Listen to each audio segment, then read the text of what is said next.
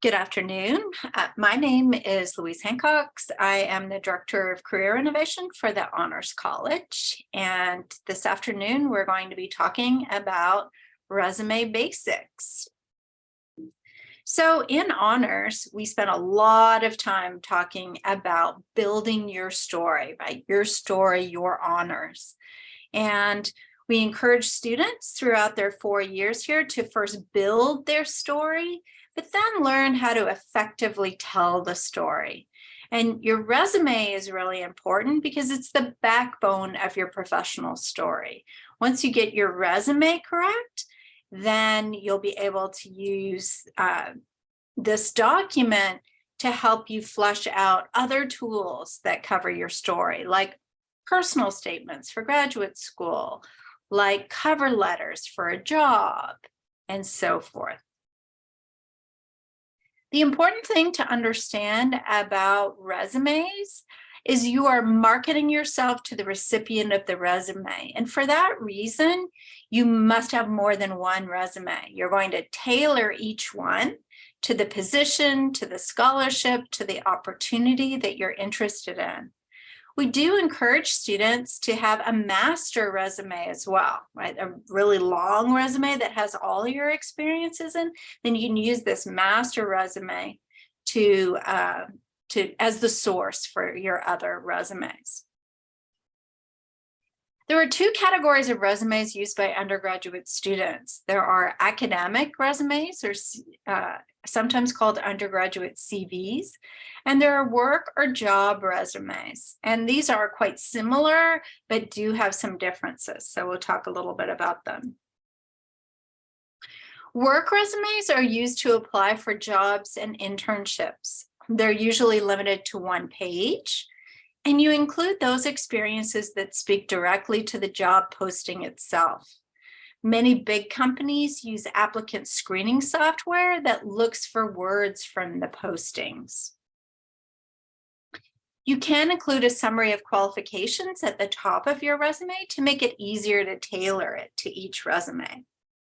But you've got to, again, I'm going to hit you over the head with this all the time, always tailor your resumes to the job posting. And luckily, our campus websites have lots of examples of these work resumes.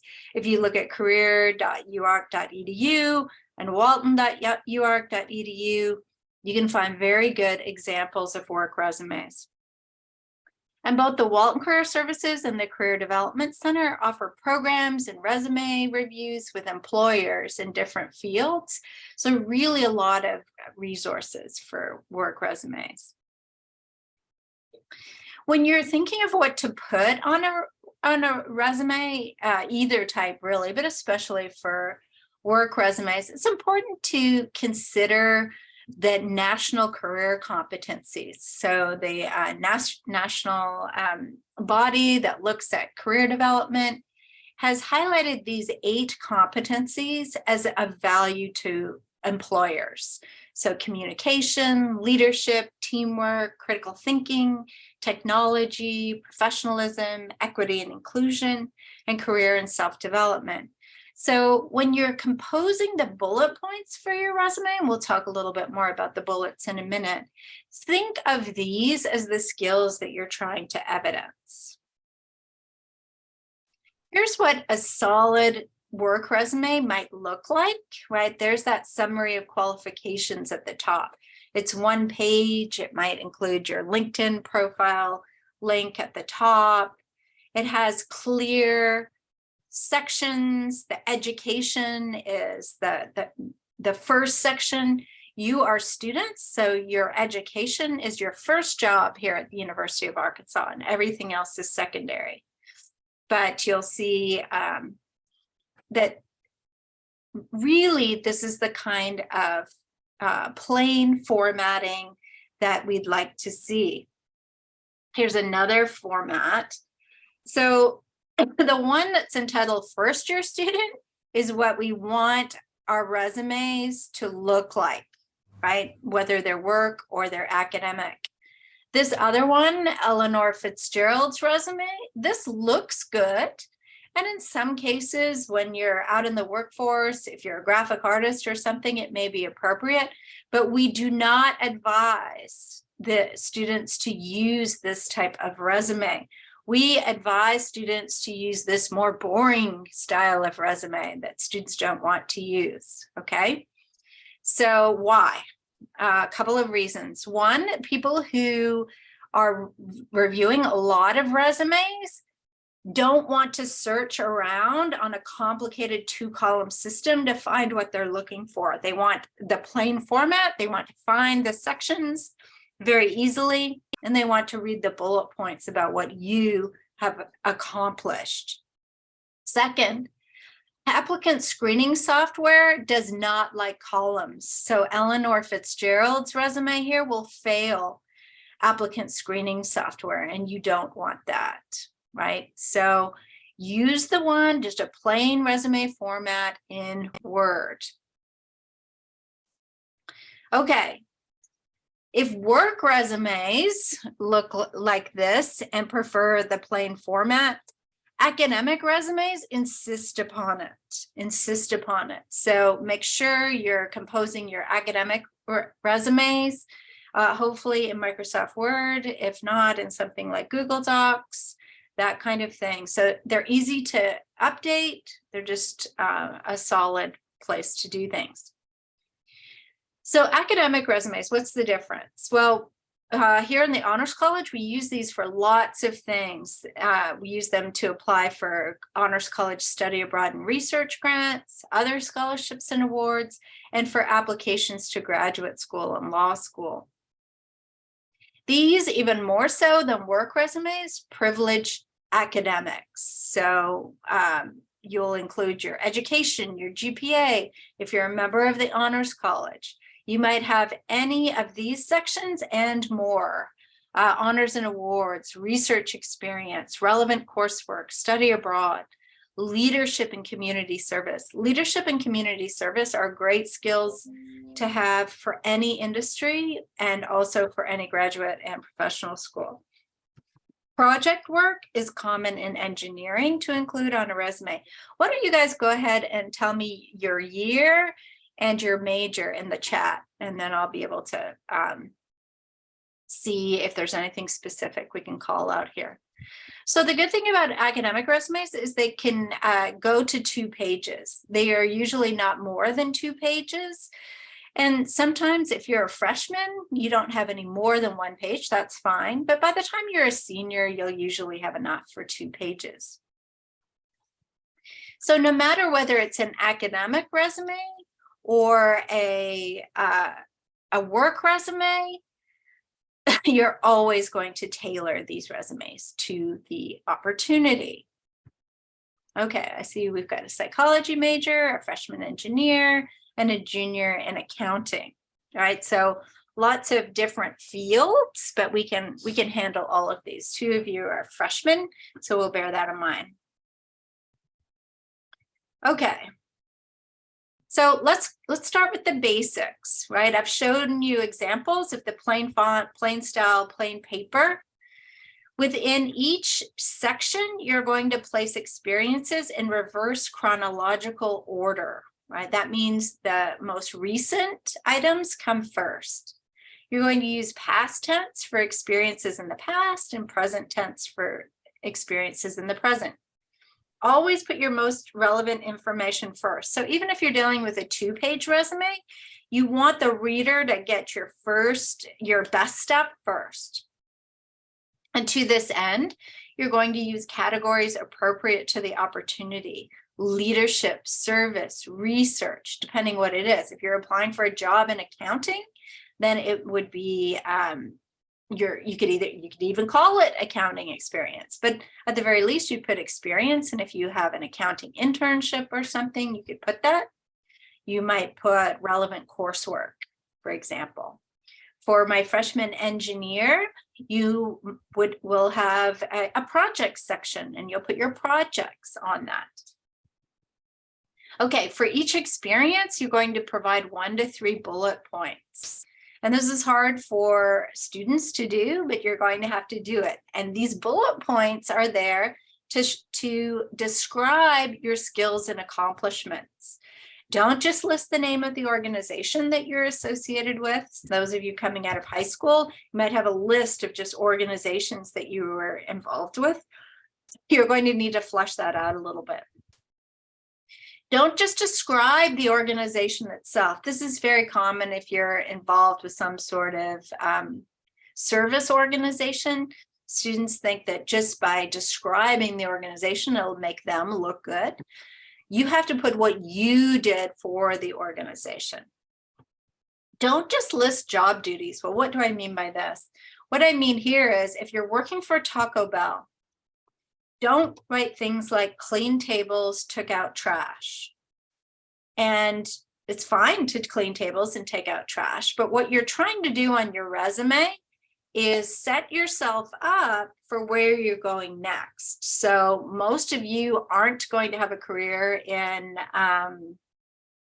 the Taco Bell food service field, right? So what you need to showcase are your soft skills that are valued by all employers and all graduate and professional schools. So soft skills, what does that mean? Excellent customer service. It means you maintained an environment that was welcoming to customers.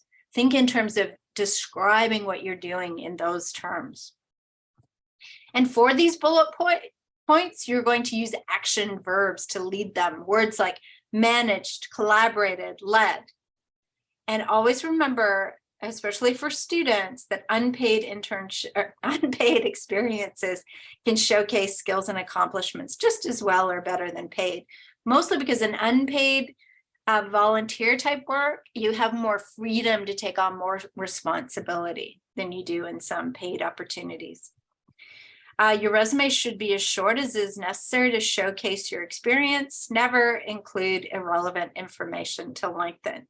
Please feel free to put questions in the chat or go ahead and ask them at any time. I'm happy to stop and to clarify anything that you see here. Okay, so for my two freshmen, let's talk about transitioning from high school to college. Your first semester freshman. So we don't expect you to move away from high school right now, right? Because most of the experience that you have, you gained in high school. But there are things you can do right away, right? Add your new education information right away to the top of your resume, right? You are now a college student. That's your main job. Add any new college experiences. So if you've joined any registered student organizations, if you're an honors college ambassador, if you are volunteering at the food bank, anything like that, you can add that on. And as we add new college experiences, we're going to start to phase out high school experiences and other earlier information by sophomore year. There are exceptions to these that we can talk about if you have some questions, something you'd like to leave on.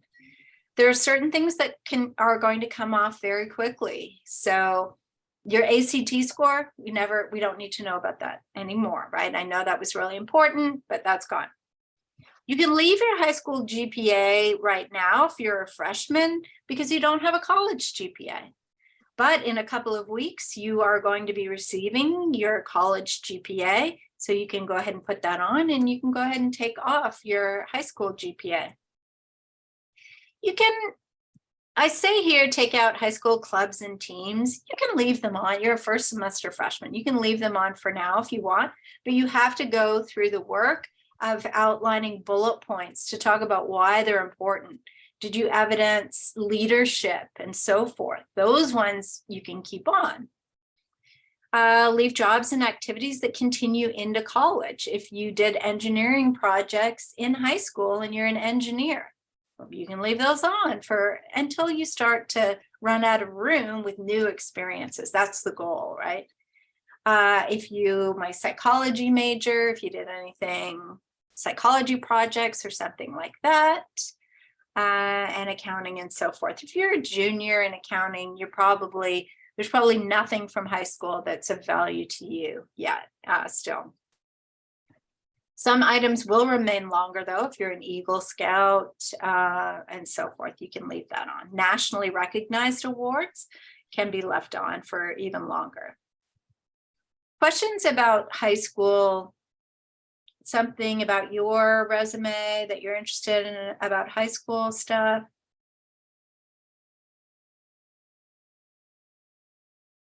Or you can think it over and ask me at the end or whenever you like. Okay, so let's take a look at some common pitfalls of a resume. This is a freshman experience section from a resume. A couple of things that are good about this. I can understand it. It's easy for me to read. I see the dates. The dates are in reverse chronological order.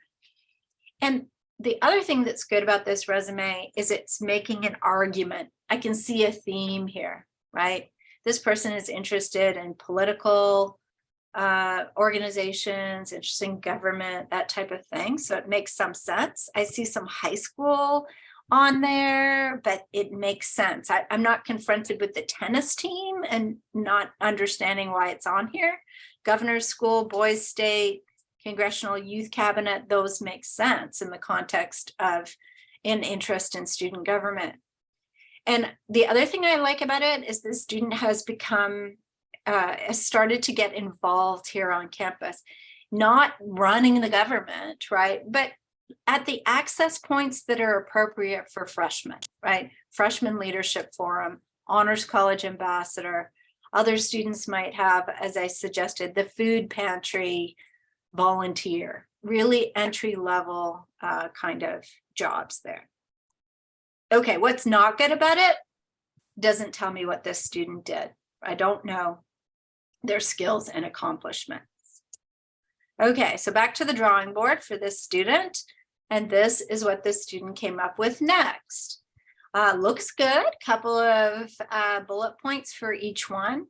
But if we read further, we're going to see that what the student is doing is not telling us what he did, but he's telling us what the organization is or did, right? Freshman Leadership Forum, highly selective cohort of University of Arkansas freshmen, focused on cultivating the future leaders of student government, blah, blah, blah, blah, right? That's not what he did. And all of these things are the same. This committee does this. Or this residential program, summer program does this. This premier civic education program for high school students. We don't know, was he just a passive recipient of this information or what happened? Okay, now we are starting to see things, right? He's still, this is a real resume. So he left on, he didn't get past the highly selective leadership development program. But look at the other points. They are active, he's doing things, he's evidencing skills and accomplishments. And he's also showcasing some of the career competencies, collaborating, right? Using social media, that's good for technology, engaging in vigorous political debate, that's critical thinking. He's evidencing these things. Now, this was a couple of years ago. I would not expect on this student's resume to still see those 3 high school experiences because the student has moved on and replaced them with college experiences. Here's another resume, this time from the Walton College. This uses the template that's from the Walton College website. I like this. It's easy to read. I can really see at a glance what's happening here. I can see his experience section. His experience section mixes some paid and unpaid work from high school, and that's fine. His volunteer and community involvement, manageable, right?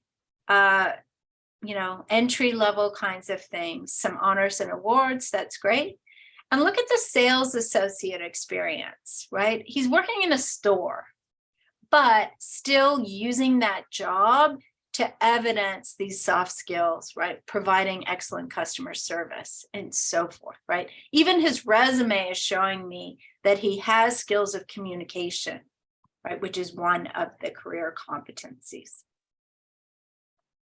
Here is a 2-page resume from a senior student that was applying for a PhD program. So this has a lot more experience than even most graduating students would have. But I put it out there to show you that you can use that 2 pages pretty easily when you're a senior. When you're a freshman, not so much. But also, this student is working towards an academic career, so research experience really important, language training, that kind of thing. Here is a business student, lots of on-campus experience, lots of leadership, which is great. But then why leave on the Meals and Wheels delivery driver from high school? Don't need that on anymore. Don't need to know that you did things. You were the high school homecoming king, right? We don't need to know those things.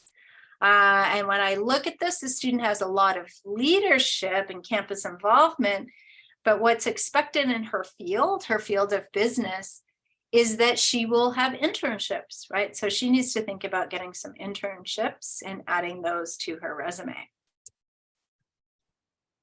Here's an engineer for our freshman engineer. You can see there the engineering projects. Those are coming from some classes, some clubs, and so forth, even possibly from an employer. So we've got some projects here. We also have another thing common in engineering. You'll see in the campus activities there. This is, of course, this is a 2-page. These are 2-page academic resumes, right, that she's using for graduate school or for applying for research and study abroad grants. But the campus activities, these are registered student organizations. And in engineering, it's very common to join student versions of professional organizations. So if you are an electrical engineer, you would join the electrical engineering organizations. And you can see that this student has. Not only has the student joined, but has risen to a leadership position in these things, right? So more of a senior student, and has some good experience there.